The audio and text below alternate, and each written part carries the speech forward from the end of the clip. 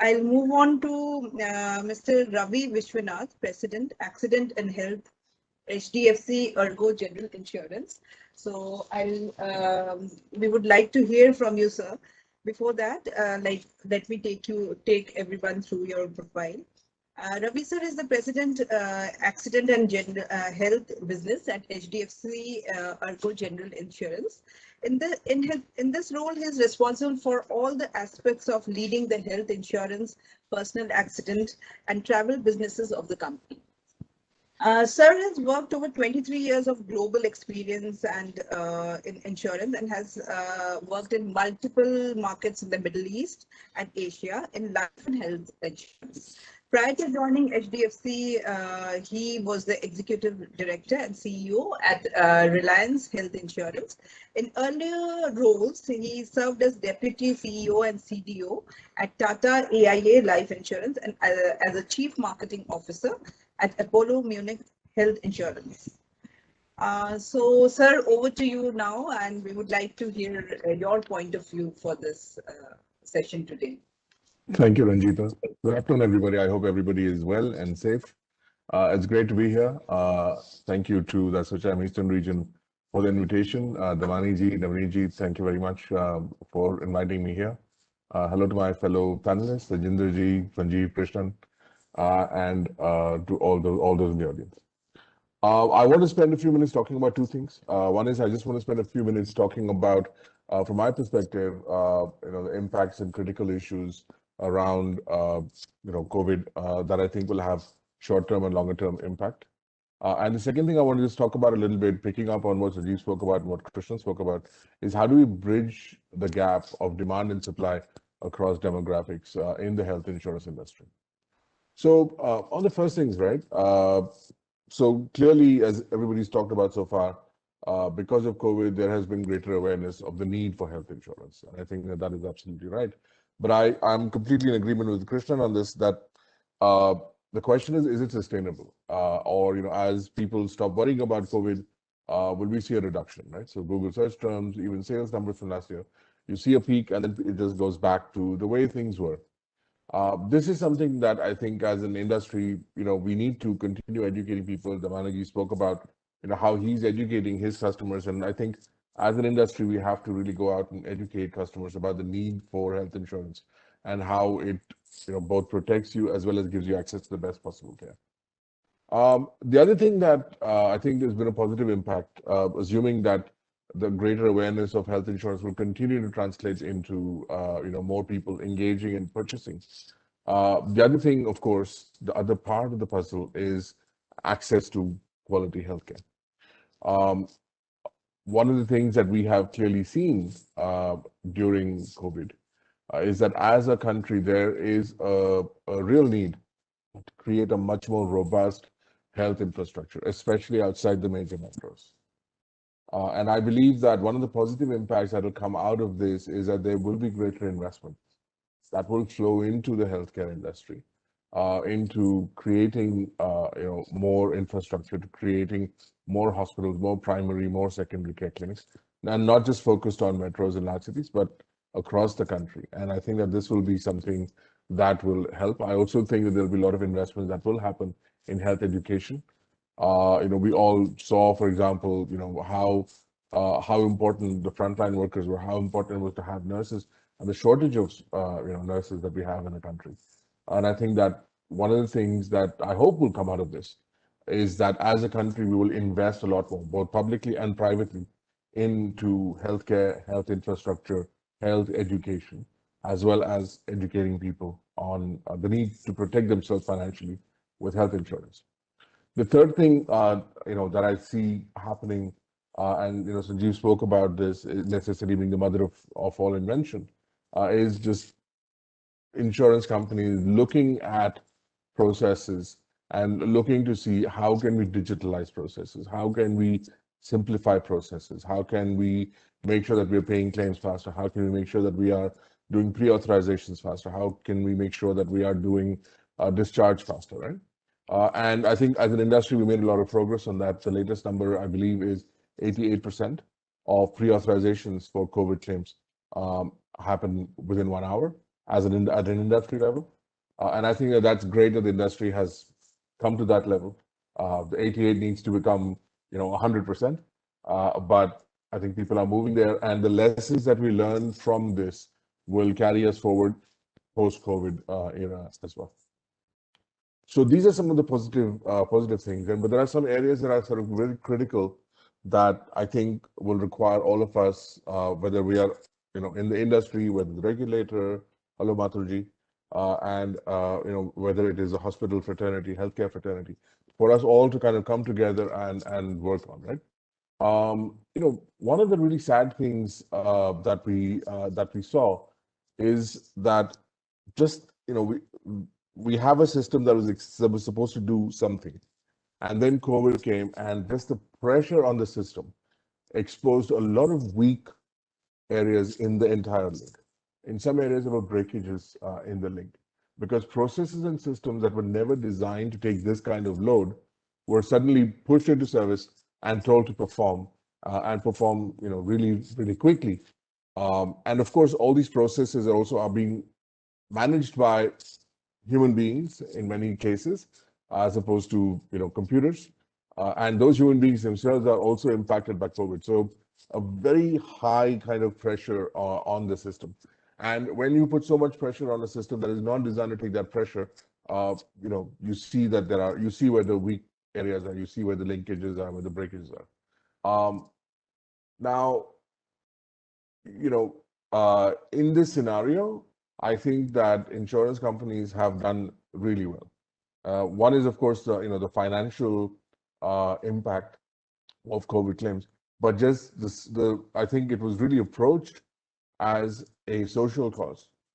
There have been so many cases that we have seen, for example, where it's not just about there is maybe a regulatory requirement or a legal requirement to complete a claim fast, but real human examples, right, where a patient has to be discharged because the bed has to be vacated because there is an ambulance in the parking lot with a patient who is sick, who, if he does not get into the hospital right now, is going to die.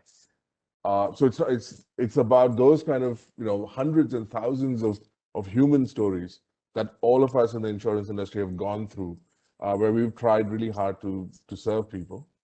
And I think from that we have learned a lot. But the key thing that I think we have to do, and the key reason why there was so much pressure on the system, how do we build a better system for the future? We need to integrate the value chain a lot better. We need to integrate the way a hospital is connected to a customer, the way a customer is connected to an insurance company, the way the insurance company is connected to the hospital, the way the data flows between all these three entities in a way that is seamless, that is transparent, that is believable, that is accurate, and that is instantaneous. Because only by doing that and by really strengthening that entire chain will we be ready to not only take care of the next time something like this happens, but also to really make sure that customers have a fantastic experience and more customers therefore come into the insurance industry. So I think that's something that is very important. The other things I want to speak about is, in terms of what are some of the critical issues that at least I see. And something that's really been on top of our mind is preparing for the third wave. It is, who knows, but it is likely that there will be a third wave. And of course, you hear so many things about what that third wave is going to be, who it's going to impact, and how it's not. I don't think anybody really predicted the ferocity of the second wave. So I don't know what the ferocity of the third wave is going to be, but I believe there will be a third wave at some point in the future.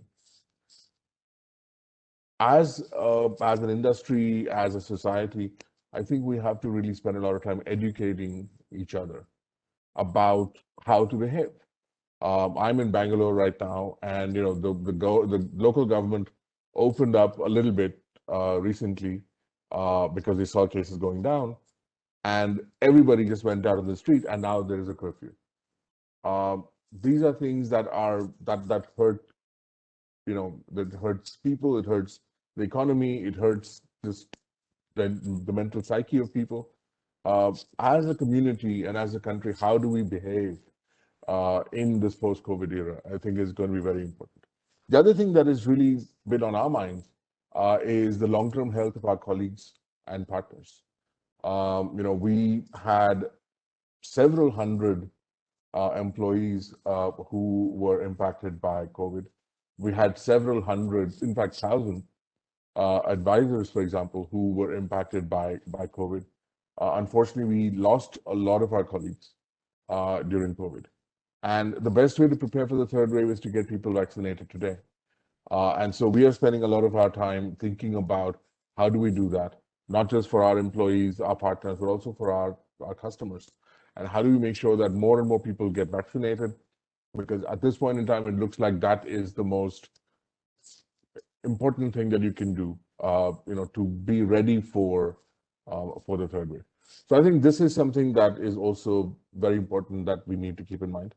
As an insurance company, the last and most kind of critical issue perhaps that we need to think about, Christian spoke about how much as an industry we've paid in COVID claims. Financial strength really comes to the fore at a time like this. To be able to absorb claims of this magnitude and be willing to, also pay all the non-COVID claims and continue and invest in all the things you have to invest, invest in creating the simpler product, investing in the better technology, investing in the better experience is important. So financial strength, I think, becomes very important. Prudent risk selection, I think, becomes very important. Managing your portfolio as an insurance company, I think, becomes very important, and more so than perhaps it was before. The last thing I just want to kind of spend a few minutes talking about is about we've done all this. Let's say we've built the value chain, we've created the simple product, we have integrated technology, we're providing a great experience. How do you get people to buy health insurance? How do you, as Krishna put it, how do you get people to move from not willing to pay premium for protection to willing to pay premium for protection? I think it comes down to a few things. Today, most people who buy insurance, with some exceptions, but largely 35 to 45-year-olds, the metro and tier one. And then as you go out of that, it really tends to taper down. Also, what are we providing coverage for largely as an industry is we're providing indemnity health insurance, so which covers hospitalization. You go to hospital, and we will pay your bill. Now, that's not what most people spend their money for healthcare on. Of course, many people will have hospitalization, but everybody has got healthcare expenses. Most people do not have hospitalization as part of that healthcare expenses. So in my view, as an insurance industry, to become more relevant to the insureds and keeping greater focus on keeping them healthy and being their partners in good health is going to become more and more important. As an industry, I think that we have to expand vertically and horizontally. By that, I mean vertically across age bands. So products that are not just for the 35 to 45-year-old person who's now aware of his healthcare needs or has got the money to pay for it, but somebody who's younger, beginning their first job, and somebody who's much older, who perhaps during their lifetime, did not have the opportunity to really buy health insurance.